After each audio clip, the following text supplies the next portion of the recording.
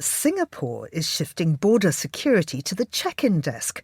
From January the 30th, airlines will receive no boarding directives telling them not to let certain passengers on Singapore-bound flights if they're flagged as high risk or don't meet entry rules. It's part of a move towards upstream screening, with checks happening long before anyone reaches Changi.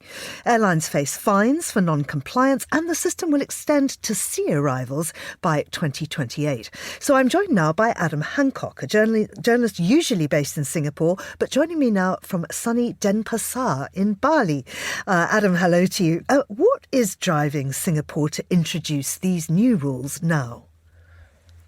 Well, they're trying to really toughen up their border measures. And in their opinion, the best way of doing this is kind of taking the processes that are already in place, but making them a little bit more extreme, a little bit more strict. So at the moment, when people are flying to Singapore, it will flag up on the flight manifest or from the arrival form that people have to submit before boarding a plane to Singapore, and it will flag up any travellers that they want to check out. They might think they're kind of high risk or undesirable, these words that they've been using to describe these travellers.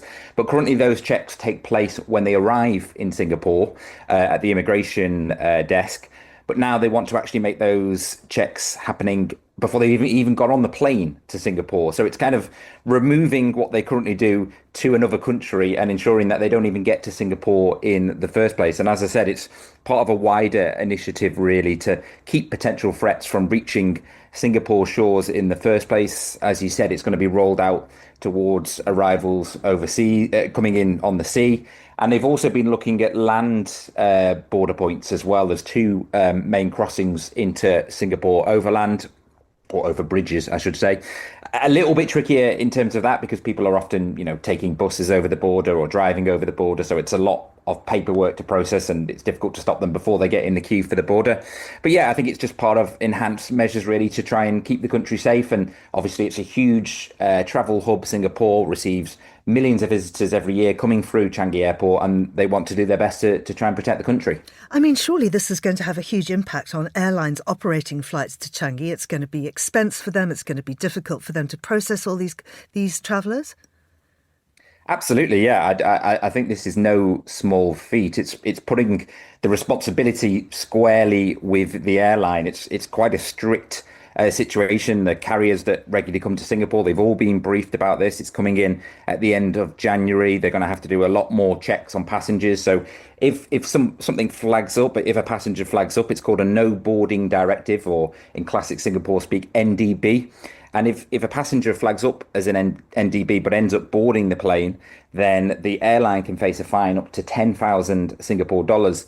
And in some cases, even employees of the airlines can also be fined or even jailed as well. So they're certainly not messing around with this. And airlines are going to have to be incredibly careful about this, making sure that no passengers with one of these MBD notices actually ends up on a plane. So what kinds of passengers do end up with those notices? What kind of people are they trying to stop?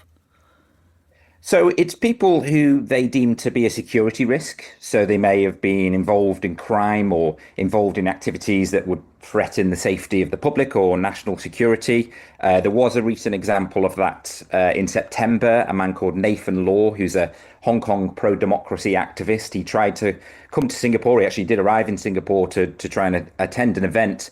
He had all the correct paperwork, but he was actually denied entry, and the Home Affairs Ministry said it was because his presence in Singapore would be not in Singapore's national interest. So it's people like that who they deem like a threat to either safety or the security of Singapore. Also those, and the majority of people actually who are turned away is due to immigration risks. So people who, they're concerned they might work illegally or overstay their visa or engage in activities which are not permitted under their visa, and also just it's as simple as people who don't actually meet the requirements to enter the country, so they might not have the right visa or their passport might not be valid for 6 months. So there's a kind of wide range of reasons why somebody might be denied entry. And is there an appeals system?